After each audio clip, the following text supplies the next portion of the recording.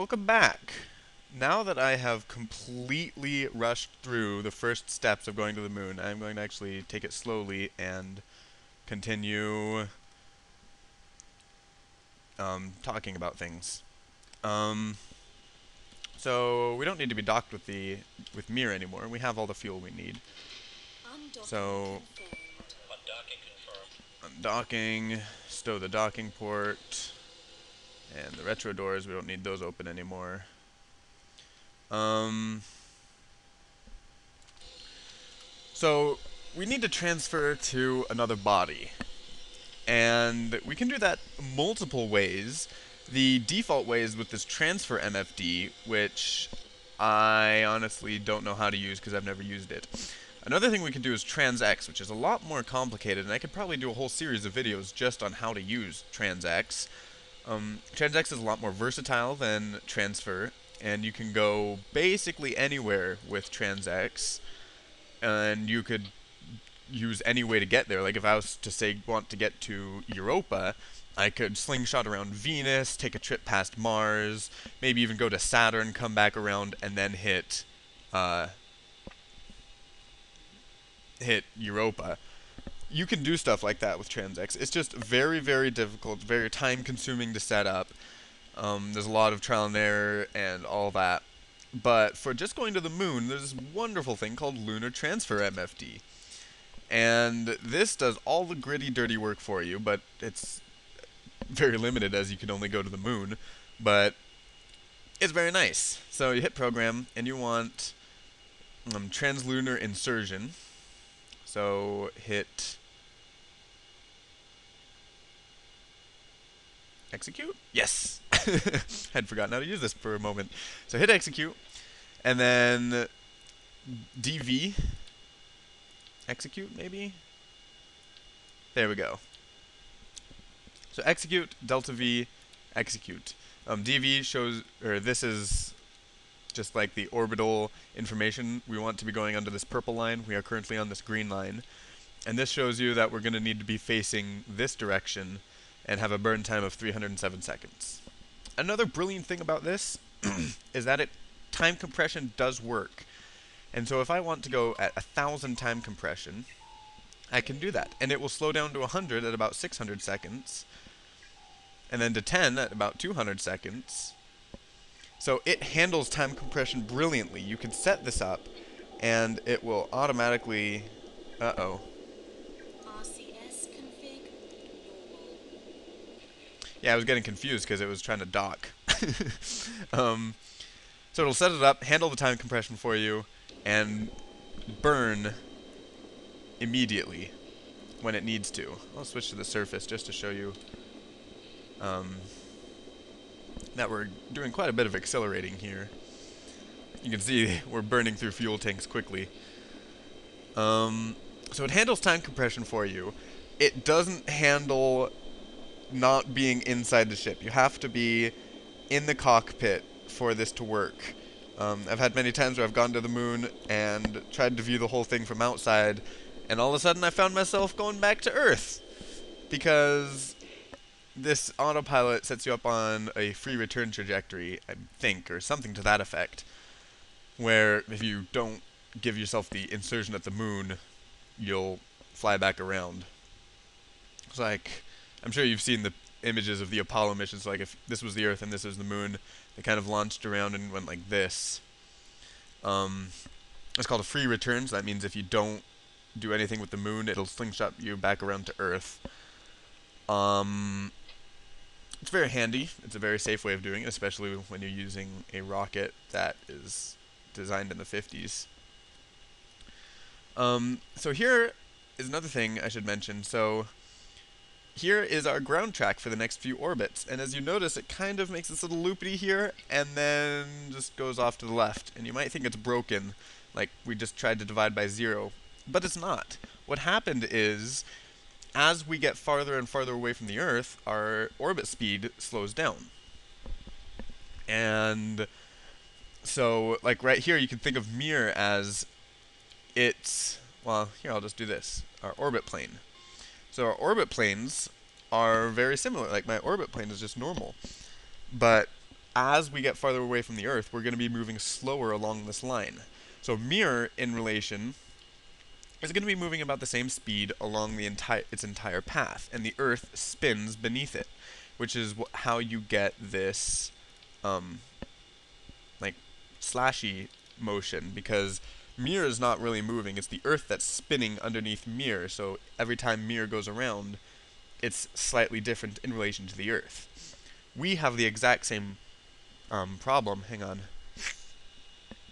We have the exact same issue, but as we get farther and farther away, eventually we reach the point where we are moving at the same speed as the Earth is spinning. And then as we get farther away, we're moving slower than the Earth is spinning. And so, while we are going, we're moving in the same pattern, the Earth is spinning beneath us faster than we're moving. And so, this is more, these horizontal lines are the Earth spinning beneath us, not us just flying away. And I can show you this by the external view. So as you see, it kind of looks like we're still orbiting the Earth, and we should be reaching, we're reaching that point, the little swirly point. And as you can watch, the Earth now starts spinning beneath us. So that's what happens, and that's how you can actually set up a general geosynchronous orbit, is by using these lines. I probably will do a video on that later on, probably use NTKS SAT for that. But again, that's not until the future. So our orbit MFD looks a lot different than you have seen it, and you might notice our eccentricity is very, very low. And it is very low. And it's because, so the orbit MFD changes its zoom so it fits in your entire orbit. And the Earth, in this case, I'm going to no-target this. Actually, I'm not going to no-target this. The Earth, in this case, is so small, because we're going so far away, that you can hardly see it. This little yellow blotch right here is actually how Mir, because it shows the nodes, which are these square parts, and the apogee and perigee, which are the circles. Those are all kind of jammed together into one dot. So if I no-target this, my node and dot cover up the entire Earth. So as our trajectory takes us so far away that the Earth is minuscule behind there, but it does give us a good example of how far away from intercepting the Moon we are. And if we don't want to do that, we can hit reference the Moon. And now we're orbiting the Moon. And so here, we're just getting closer and closer and closer and closer and closer and closer. You can see the Moon is zooming in right there.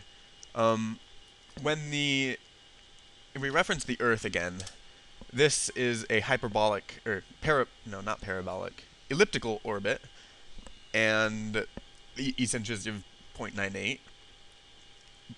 But if we go back to the Moon, this is hyperbolic, which means, like, we're not going to enter orbit, we're just going to fly past the Moon and continue onward.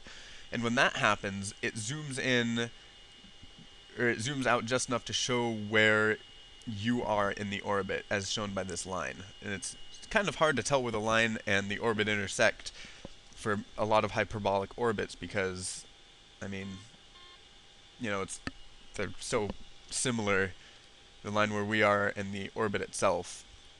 But as we get closer to the Moon, the orbit changes, because, the Moon's gravity is affecting us more and more and more. And so you can see, I need to project ship. So here we are, we're close, it says orbit sun, surface Moon, there we go. We're close to being in the range of the Moon. So we want lunar orbit insertion. And then here's a zoomed up picture of what this looks like. And you want to hit execute, delta V, execute. And then let that run.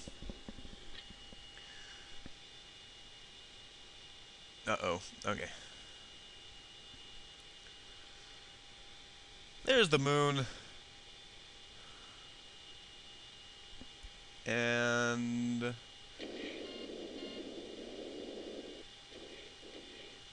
lining us.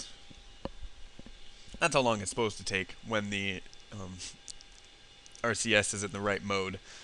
With things that have the docking port on top instead of on the nose, there'll often be a docking config button, so you don't have to adjust your brain's chemistry to comprehend how to fit, or how to get yourself to fit there. So there we go.